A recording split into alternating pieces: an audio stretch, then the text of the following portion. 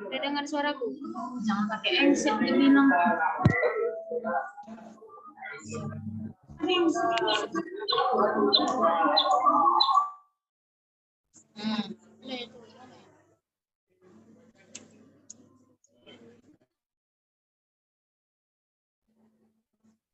Udah kan?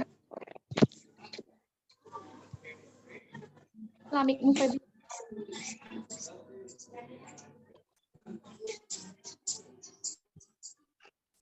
Febi mik.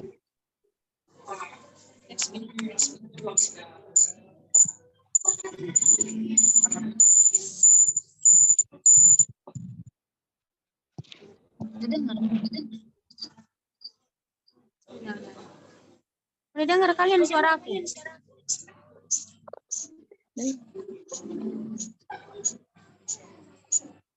Mikmu. Sudah. Febi satu lagi.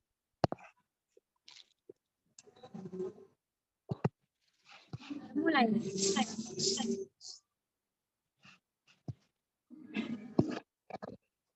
Assalamualaikum warahmatullahi wabarakatuh. Selamat siang semuanya. Waalaikumsalam warahmatullahi wabarakatuh. Kami dari kelompok 4 akan mempresentasikan judul keuangan dan standar akuntansi. Sebelumnya, memperkenalkan diri dan teman-teman beserta tugasnya.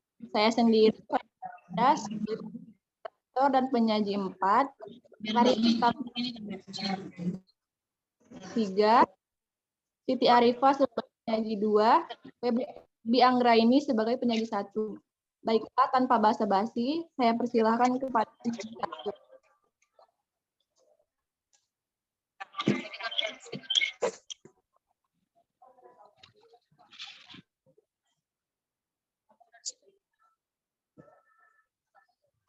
Yang pertama itu adalah laporan keuangan dan standar akuntansi. Akuntansi dan laporan keuangan. Tujuan akuntansi adalah memberikan informasi yang dapat digunakan dalam pengambilan keputusan.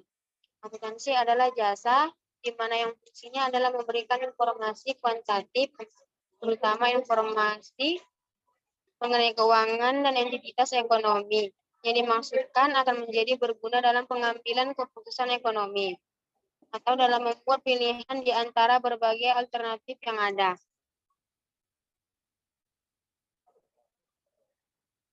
Akuntansi sebagai suatu ideologi. Akuntansi sebagai alat untuk melegitimasi keadaan dan struktur sosial, ekonomi dan politik kapitalis. Bahkan menurut Karl Marx, akuntansi merupakan bentuk kesadaran yang palsu dan merupakan alat untuk memistikan, bukan memberikan informasi yang benar tentang hubungan sosial yang membentuk lembaga produksi. Akuntansi tidak bebas nilai dan sering dijadikan sebagai alat untuk melegitimasi dan mendukung ideologi kapitalis atau penguasa organisasi. Organisasi terbentuk dari sekumpulan manusia. Misi dan tujuan seharusnya disesuaikan dengan sikap hidup dan filosofi dari manusianya selalu membentuk organisasi.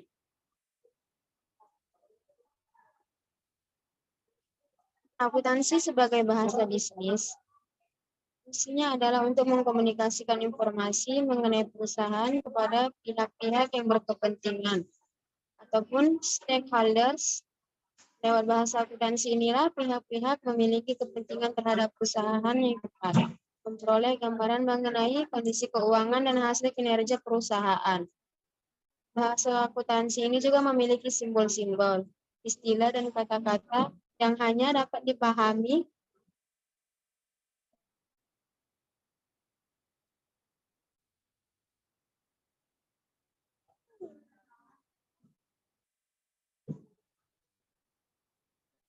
dan dapat dipahami oleh mereka yang mengetahui atau mengerti akuntansi. Contohnya adalah debit kredit, akun atau perkiraan, jurnal penutup, buku besar, neraca, jurnal pembalik, dan lain-lain. Akuntansi sebagai catatan historis. Kalau berbicara mengenai akuntansi, sesungguhnya yang menjadi pusat perhatian dari pelaporan adalah data transaksi keuangan atau bisnis yang telah lewat. Akuntansi dianggap sebagai wahana untuk memberikan gambaran tentang sejarah organisasi dan transaksi yang dilakukan dengan lingkungan pada masa yang telah lewat. Catatan ini menunjukkan bagaimana manajemen mengelola sumber daya perusahaan. Data historis ini akan dicatat dalam jurnal, diposting ke buku besar, dan kemudian menghasilkan laporan keuangan. Selanjutnya saya serahkan kepada moderator. Baiklah, terima kasih kepada penyaji 1. Selanjutnya saya persilahkan kepada penyaji 2. Oke, di sini saya akan membahas tentang akuntansi sebagai realita ekonomi saat ini.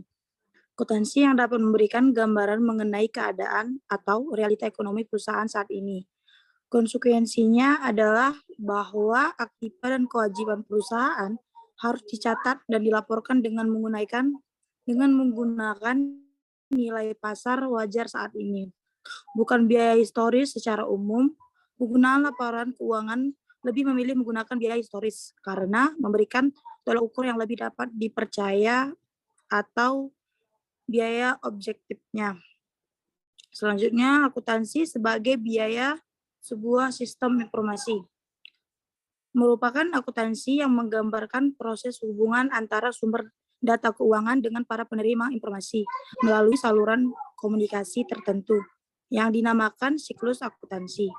Seluruh data transaksi yang dicatat dalam jurnal akan dipindahkan ke buku atau diposting ke dalam buku besar sesuai dengan klasifikasi masing-masing akun terkait. Selanjutnya, menyiapkan neraca saldo, menganalisis data penyesuaian, menyiapkan ayat jurnal penyesuaian, dan neraca saldo setelah penyesuaian. Laporan keuangan, ayat jurnal penutup, neraca saldo setelah penutup, dan ayat jurnal pembalik.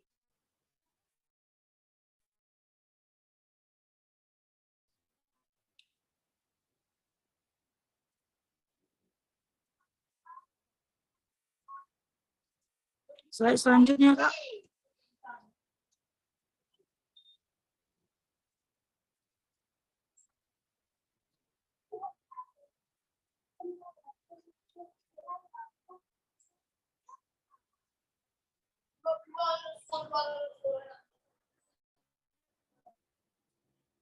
Selanjutnya, akuntansi sebagai komoditi. Komoditi yaitu barang yang dibutuhkan konsumen karena daya gunanya. Output akuntansi yang berupa laporan keuangan berisi informasi mengenai posisi keuangan dan hasil kinerja perusahaan, merupakan hasil dari sistem akuntansi. Dalam era informasi atau globalisasi ini, profesi akuntansi harus mampu mengatasi resiko atas kemungkinan tidak terpenuhinya kebutuhan ushir akan informasi keuangan. Selanjutnya, akuntansi sebagai pertanggungjawaban. Laporan keuangan sebagai produk akhir dan serangkaian akuntansi merupakan salah satu bentuk pertanggungjawaban manajemen kepada pihak prinsipal atau inspektor pemilik dana untuk melaporkan hasil atau kinerja yang telah dilakukan. Selanjutnya, akuntansi sebagai teknologi. Teori akuntansi merupakan dari bagian praktek. Agar teori akuntansi bisa dipakai dalam praktek, maka diperlukan sebuah teknologi untuk menjabatani antara teori tersebut dengan praktek yang memiliki struktur ilmiah yang berlandaskan logika.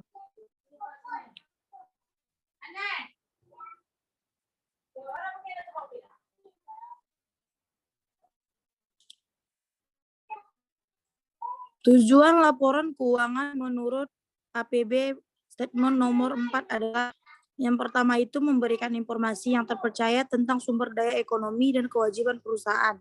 Yang kedua itu memberikan informasi yang terpercaya tentang kekayaan bersih yang berasal dari kegiatan usaha dalam mencari laba. Dan yang ketiga itu memungkinkan menaksir potensi perusahaan dalam menghasilkan laba. Dan yang keempat, memberikan informasi diperlukan lainnya tentang perusahaan aktiva dan kewajiban. Dan yang kelima itu mengungkapkan informasi relevan lainnya yang dibutuhkan para pemakai laporan. Dan laporan keuangan berdasarkan proses penyajiannya. Dan yang pertama itu laporan laba rugi atau disebut income statement. Dan yang kedua itu laporan modal pemilik atau statement of owner equity.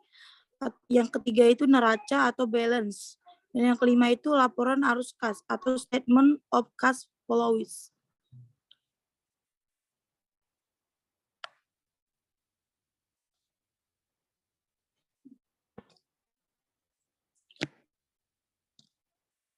Organisasi pembentuk standar akuntansi di Amerika.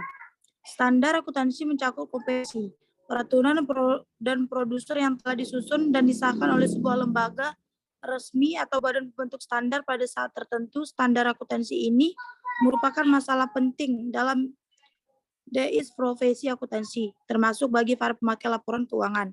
Ada 4 organisasi yang memiliki pengaruh besar dalam pengembangan standar akuntansi keuangan di Amerika, yaitu yang pertama itu Security and Exchange Commission atau disebut SEC. Yang kedua itu American Institute of Certified Public Accountants atau AICPA. Yang ketiga itu Financial Accounting Standard Board atau FASB. Dan yang keempat itu Governmental Accounting Standard Board atau disebut GASB.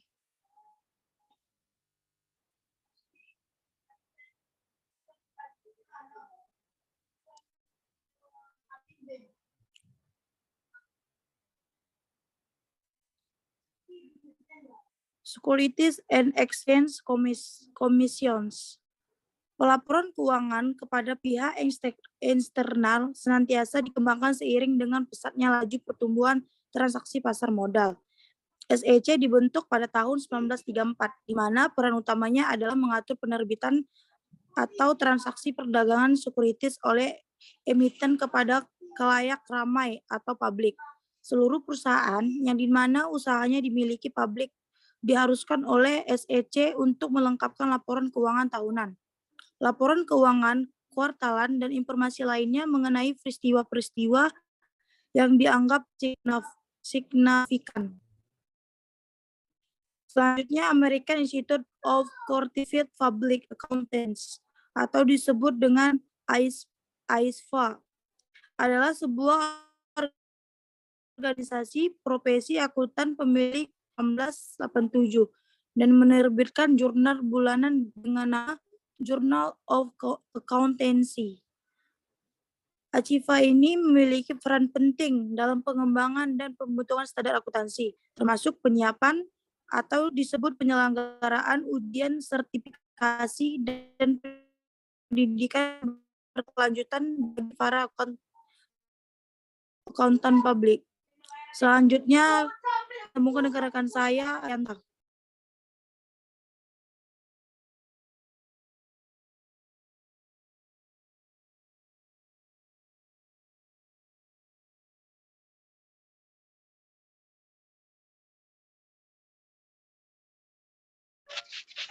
Baiklah, kepada penyaji 3, saya persilahkan. Financial Accounting Standard Board. FASB merupakan organisasi sektor swasta yang bertanggung jawab dalam pembentukan standar akuntansi di Amerika saat ini. FASB didirikan pada tahun 1973, menggantikan APB seperti yang telah disebut di atas. APB digantikan oleh karena kehilangan kredibilitasnya di mata komunitas bisnis itu. Governmental Accounting Standard Board GSAB dibentuk pada tahun 1984 oleh FAF dengan tugas menetapkan standar akuntansi keuangan pemerintah. Struktur organisasi GSB serupa dengan standar FASB. GASB memiliki Dewan Penasehat yang bernama Governmental Accounting Standard Advisory Council atau GAS-AC. Selanjutnya,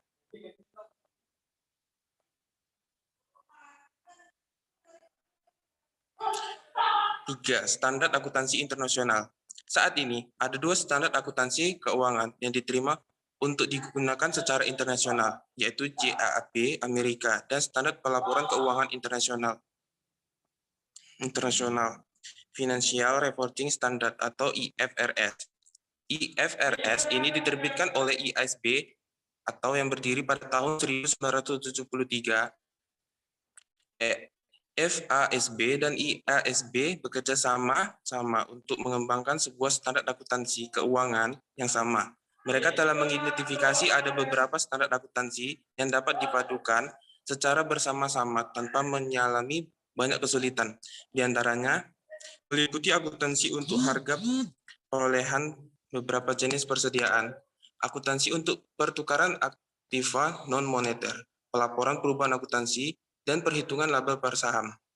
4. Standar akuntansi di beberapa negara.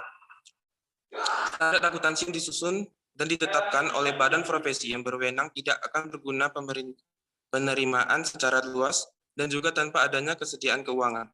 Proses penetapan suatu standar akuntansi berbeda-beda dalam berbagai negara untuk Amerika Serikat dan Inggris, di mana kedua negara ini memiliki kesamaan dalam, pertama, tradisi hukum, kedua, paham kapitalisme, ketiga, berpendidikan tinggi, keempat, angkatan kerja profesional, kelima, perusahaan-perusahaan besar yang mendapat pendanaan dari pasar saham, dan yang keenam, adanya kepercayaan atas tanggung jawab manajemen untuk melaporkan transparansi dan akuntabilitas mereka kepada pemilik. Selanjutnya,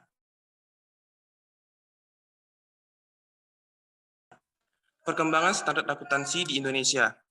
Pada waktu Indonesia merdeka, hanya ada satu orang akuntansi pribumi, yaitu Profesor Dr. Abu Tari. Sedangkan Profesor Sumarjo baru menyelesaikan pendidikan akuntannya di negeri Belanda pada tahun 1956.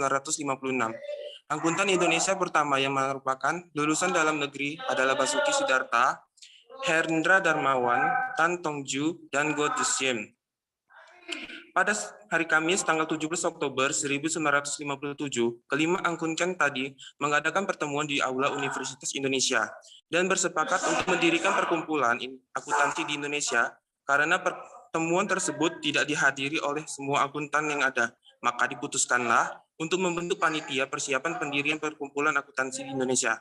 Panitia ini bertugas menghubungi akuntan lainnya untuk menanyakan pendapat mereka mengenai usulan pendirian perkumpulan akuntansi Indonesia.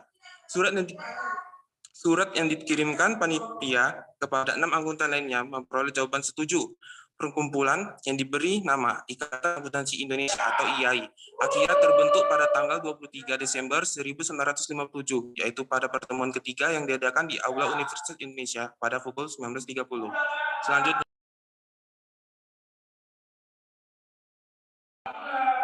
susunan pengurus pertama terdiri dari yaitu Ketua adalah Profesor Dr. Sumarjo G. Rosidojo. Sebagai panitera adalah Dr. Andus Muster Gojihim. Sebagai bendahara ialah Dr. Andus Si Bing Tet atau Basuki Sidarta.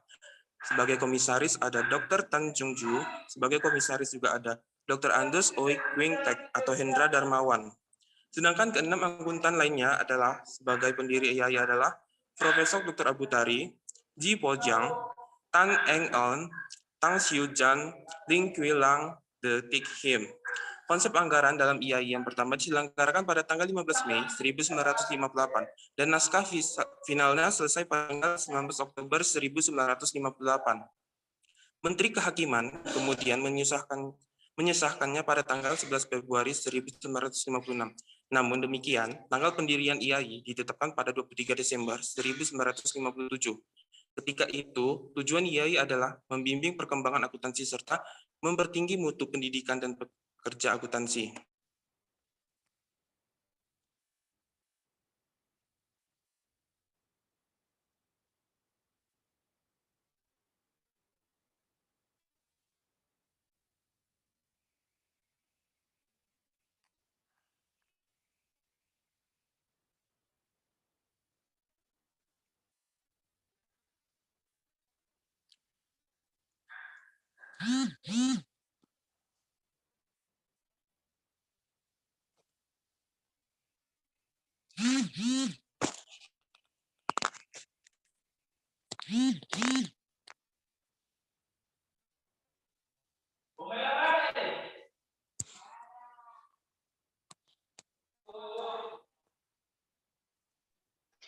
Baiklah, akan saya lanjutkan.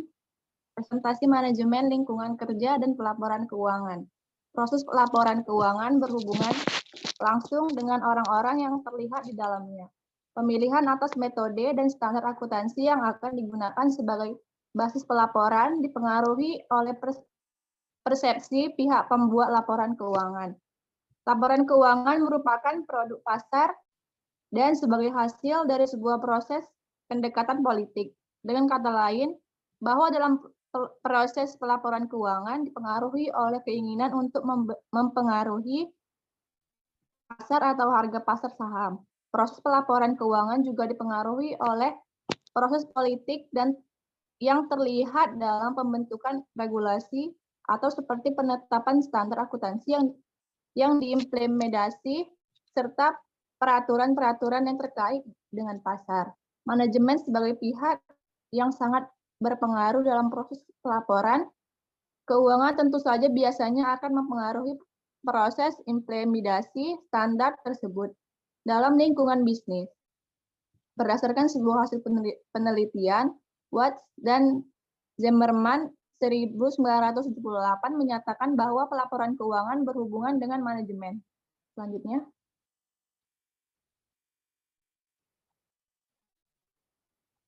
Ketujuh, tantangan akuntansi di masa mendatang.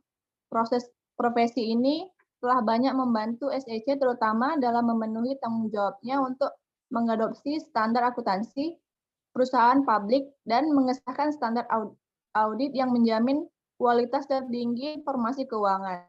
SEC mengandalkan peran akuntan dalam menjamin keakuratan dan pencatatan perusahaan publik serta perancangan sistem pengendalian internal yang mampu menjamin akuntabilitas atas aset perusahaan. Tanpa peran akuntan dalam menjamin kualitas dan integrasi informasi keuangan, pasar modal akan menjadi tidak efisien dan biaya modal akan menjadi lebih tinggi. Akuntan telah diberikan izin khusus secara legal, di mana letak satu perusahaan dapat memasuki pasar publik tanpa atestasi dari akuntan. Perusahaan akan memperoleh keuntungan jika mereka mampu menyesuaikan struktur perusahaan dan mengembangkan serta memanfaatkan instrumen keuangan yang lebih inovatif. Selanjutnya, perusahaan akuntansi mau tidak mau harus senantiasa beradaptasi dengan perusahaan dunia. Usaha yang semakin cepat kompleks. Profesi akuntansi harus mampu mengatasi resiko kemungkinan tidak terpenuhinya kebutuhan user akan informasi. Pelaporan keuangan berada pada tempat yang sangat eksklusif dilihat dari manfaatnya bagi pemakai. Suatu pelaporan keuangan harus menyediakan informasi yang berguna untuk diberikan bagi investor, profesional, potensial, dan kreditur, serta pemakai lainnya dalam melakukan keputusan investasi yang rasional. Analisis kerangka kerja ini perlu dituangkan ke dalam sebuah sistem yang akan menjamin bahwa arus informasi yang berkualitas dapat didistribusikan kepada pihak-pihak yang berkepentingan atas dasar ketepatan waktu atau timely basis. Selanjutnya.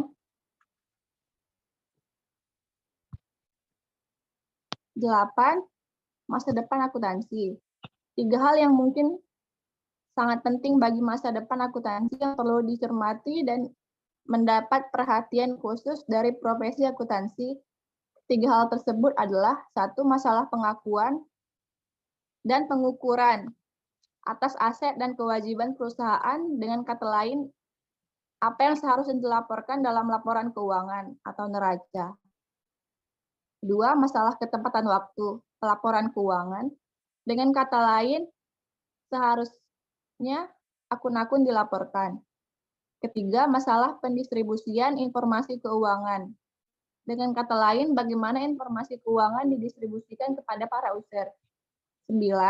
Pelaporan keuangan yang menyesatkan merupakan kesalahan penyajian atau penghilangan suatu jumlah atau pengungkapan secara sengaja dengan tujuan untuk menipu atau pemakai laporan keuangan.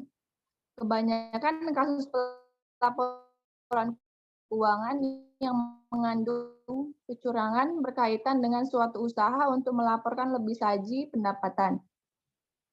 Baik dengan cara membuat lebih saji aset pendapatan atau dengan menghilangkan pendapatan diterima di muka atau liabilitas dan menggantikan dengan pendapatan.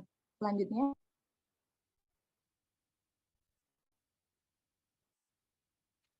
Laporan keuangan yang mengandung kecurangan biasanya dilakukan dengan cara sebagai berikut.